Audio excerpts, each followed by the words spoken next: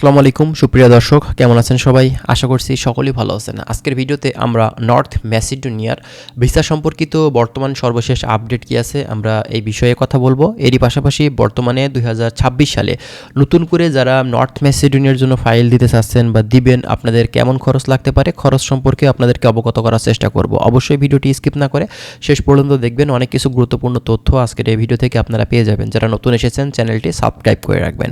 First of all আপনাদেরকে বলি, দেখেন নর্থ ম্যাসিডোনিয়া একটি ইউরোপের নন সেনজেন কান্ট্রি, তবে এই দেশটা কিন্তু বর্তমান সময়ে বাংলাদেশ থেকে ভালো হাইপে আছে। বর্তমানে এখন কেমন ভিসা হচ্ছে, নতুন করে কি ফাইল দিলে এখন ভিসা হবে? দেখেন, বিগত দিনগুলো থেকে আমরা দেখে আসছি নর্থ ম্যাসিডোনিয়ার ভিসা কিন্তু বন্ধ হয়নি এবং আমাদের জন্য বড় সুযোগ যে এই দেশটিতে আমরা কিন্তু ঢুকতে পারছি। নর্থ ম্যাসিডোনিয়া এমন একটি কান্ট্রি যেখান থেকে কিন্তু আপনি ভালো একটা অ্যামাউন্ট প্রতি মাসে আপনি ইনকাম করতে পারবেন এবং এই নর্থ ম্যাসিডোনিয়াতে বর্তমান সময়ে যদি আপনি বলেন যে নতুন করে ফাইল দেওয়া যায় কিনা, আমি বলবো যে অবশ্যই আপনি ফাইল দিতে পারেন, কারণ 2026 সালে নতুন কোঠায় তারা কিন্তু পুনরায় আবারও কিন্তু কর্মী নিবে। তো যে ব্যাপারটা আমাদের জন্য খুবই ভালো যে আমরা পুনরায় কিন্তু নতুন করে আবারও সুযোগ পাবো যে এই দেশটিতে নতুন করে যাওয়ার জন্য। তো এখন বর্তমান সময়ে আপনি যদি ফাইল দিয়ে থাকেন সেক্ষেত্রে কিন্তু আপনি এই দেশে খুবই কম টাইমের ভিতরে ফ্লাই করে কিন্তু ঢুকতে পারবেন। এবং আরেকটা বিষয় সেটা হচ্ছে খরচ সম্পর্কে অনেকে আমাদের কাছে প্রশ্ন করেন যে ভাই আমি আসলে এই দেশটিতে ঢুকতে চাচ্ছি, এখানে আসলে খরচ কেমন লাগতে পারে। তো খরচের ব্যাপারটা যদি বলতে হয় সেক্ষেত্রে বলতে হবে যে দেখেন, আসলে নর্থ ম্যাসিডোনিয়া ইউরোপের একটি নন সেনজেন কান্ট্রি হলেও এখানে যাওয়ার চাহিদা কিন্তু অনেক এবং আমাদের বাংলাদেশ থেকে কিন্তু প্রচুর বাংলাদেশি যারা মূলত এখন কিন্তু যাওয়ার জন্য চেষ্টা করছে এবং বিভিন্ন এজেন্সি আছে যারা অলরেডি কিন্তু তারা আপনার হচ্ছে কর্মী কিন্তু দীর্ঘদিন ধরে সফলতার সহিত কিন্তু পাঠাচ্ছে। তো আপনারা বর্তমান সময়ে এখন যদি যান তো খরচের ব্যাপারটা বলতে গেলে দেখা যাবে যে আমরা বিগত দিনগুলো থেকে দেখেছি যে আপনার 2023 সাল, 24 সাল, 25 সাল এই 3টা বছরের ভিতরে দেখা গেছে আপনার হচ্ছে প্রায় 5 থেকে 10 লক্ষ টাকার ভিতরে কিন্তু খরচ ছিল। কিন্তু 2026 সালে এখন বর্তমান সময়ে কিন্তু নর্থ ম্যাসিডোনিয়ার জন্য অনেক এজেন্সি আছে যারা 10 থেকে 12 লক্ষ টাকা চার্জ করছে, যেটা কিন্তু খুবই মাত্রাধিক বেশি।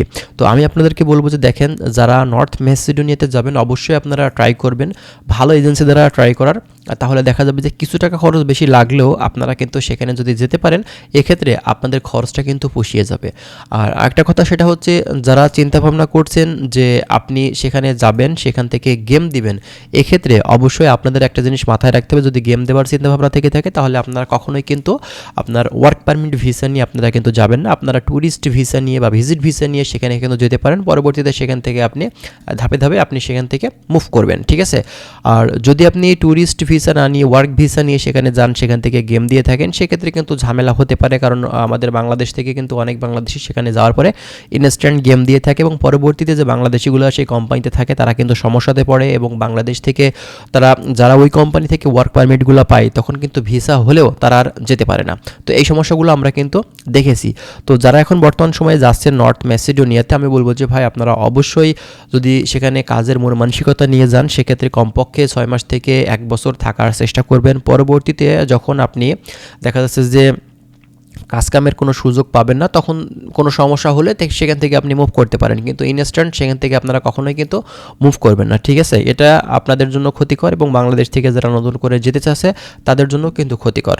তো যাই হোক, যারা নর্থ ম্যাসিডোনিয়াতে যেতে চাচ্ছেন বর্তমানে কিন্তু এখন ভালো একটা সুযোগ আছে এই দেশটাতে ঢোকার, এক্ষেত্রে খরচটা কম বেশি যাই লাগুক আপনারা কিন্তু এখন যেতে পারবেন। নতুন করে কোঠা অনুমোদন দিয়েছে এবং নতুন করে কোঠা ওপেন করেছে আমাদের বাংলাদেশি ভাইদের জন্য। আপনারা যারা চেষ্টা করছেন নর্থ ম্যাসিডোনিয়ার জন্য অবশ্যই নতুন করে এখন ফাইল দিলে আপনারা কিন্তু এই দেশটিতে যেতে পারবেন, কোনো ধরনের সমস্যা কিন্তু নেই। তবে অবশ্যই আপনার এজেন্সি ভালো হতে হবে, এজেন্সি যদি ভালো না হয়ে থাকে সেক্ষেত্রে কিন্তু কখনোই যাওয়াটা সম্ভব না, ঠিক আছে? তো এজেন্সির উপরেই কিন্তু সব কিছু নির্ভর করছে আপনি যেতে পারবেন কি পারবেন না। তারা যদি একটা ভালো কোম্পানি থেকে পারমিট এনে থাকে, লয়ার ভালো হয়ে থাকে, আপনার ডকুমেন্টসগুলো ঠিকঠাক থেকে থাকে, তাহলে কিন্তু অবশ্যই আপনি যেতে পারছেন, তা না হলে কিন্তু আপনি কখনোই যেতে পারবেন না। তো যাই হোক বন্ধুরা, ভালো থাকবেন, আশা করছি বিষয়গুলো সম্পূর্ণভাবে বুঝতে পারছেন। যদি আরও বিস্তারিত আপনারা জানতে চান অবশ্যই আমাদের চ্যানেলটি সাবস্ক্রাইব করে রাখবেন। আমরা প্রতিনিয়ত কিন্তু চেষ্টা করছি এই নর্থ ম্যাসিডোনিয়া সম্পর্কিত গুরুত্বপূর্ণ যে বিষয়গুলো আছে সেগুলো আপনাদের সামনে উপস্থাপন করার। ভালো থাকবেন সবাই, আজকের ভিডিওটি এখানেই শেষ করছি। আল্লাহ হাফেজ।